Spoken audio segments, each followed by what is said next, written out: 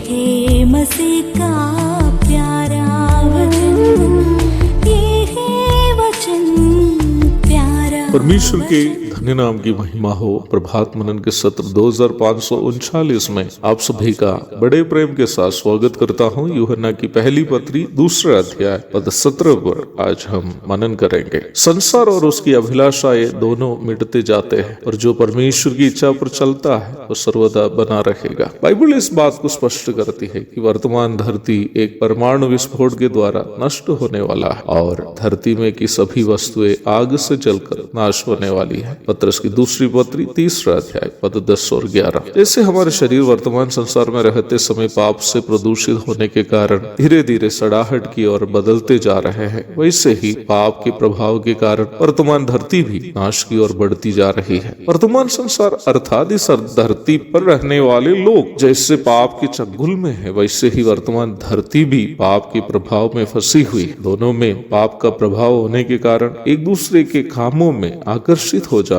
स्वाभाविक बात है। संसार के आकर्षणों से मोहित होकर वर्तमान धरती को अपने चिरस्थायी घर समझने वाले लोग वास्तव में एक बड़ी मूर्खता कर रहे हैं। नाश होने वाली धरती पर के नाश होने वाले वस्तुओं को जमा करना मूर्खता नहीं है तो फिर क्या? हम यहाँ जमा करने वाली चीजें दो प्रकार हमारे लिए हानि है। पहली बात, हम यहाँ कितनी भी संपत्ति वस्तुएं इकट्ठा करें, जब मृत्यु हमें यहाँ से ले जाती है, हम जितनी संपत्ति को यहाँ इकट्ठी की है उसमें से एक भी लेकर नहीं जाएंगे। हम सभी चीजों को यहीं पर ही छोड़कर जाएंगे। दूसरी बात, वर्तमान धरती ही आग से जलकर नाश होने वाली है तो उन संपत्ति भी जो हम धरती पर जमा की थी अवश्य नाश के लिए ही हम जमा कर रहे हैं। तो जमा करके फायदा क्या मिलती है हमें? यदि हम केवल संसार में जीवन बिताकर खत्म होने वाले होते तो इस प्रकार करके हम ये सोच सकते हैं कि चलो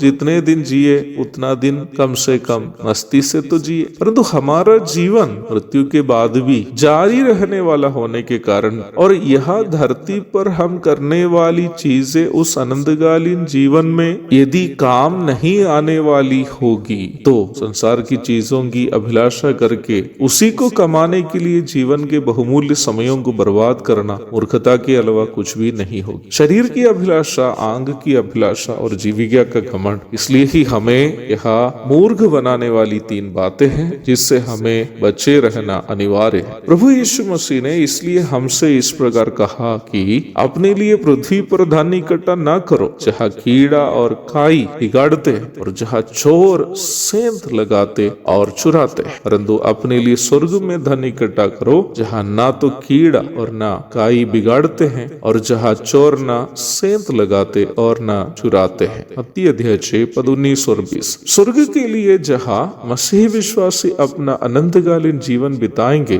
धन हम कैसे इकट्ठा कर सकते हैं? उसके लिए सबसे पहले हमें शरीर की अभिलाषा और आंग की अभिलाषा, जीविका के घमंड से बचे रहना, ताकि हमारी सोच हमारे अनंतकालीन स्वर्गीय जीवन के बारे में केवल हो। तब हम हमारी मेहनत स्वर्ग में धन इकट्ठा करने के लिए करेंगे। हमारी क्षमताओं को स्वर्ग में धन इकट्ठा करने के लिए, स्वर्ग में प्रतिफल पाने के लिए हम करेंगे, उपयोग करेंगे। हमारी संपत्ति को जो संसार में है स्वर्ग में प्रतिफल मिलने हेतु हम खर्च करेंगे। हम अपने जीवन को इस प्रकार बिताएंगे जिससे हम स्वर्ग में प्रतिफल प्राप्त कर सके। अवश्य याद रखिए प्यारो, आपके स्वर्गीय जीवन तब ही महिमावान होगा यदि आपका संसार के जीवन को स्वर्ग के लिए आप बिताएंगे, अन्यथा हमें वहां लज्जित होना पड़ेगा। गीतकार के शब्दों को कभी भूलिएगा नहीं। मन न लगाए यहाँ, जाना है हमको वहाँ। मन न लगाए यहाँ, जाना है हमको वहाँ। यहाँ के सुखों का अंत होगा, यहाँ के सुखों का अंत होगा, वहाँ के सुखों का अंत न होगा, वहाँ के सुखों का अंत न होगा।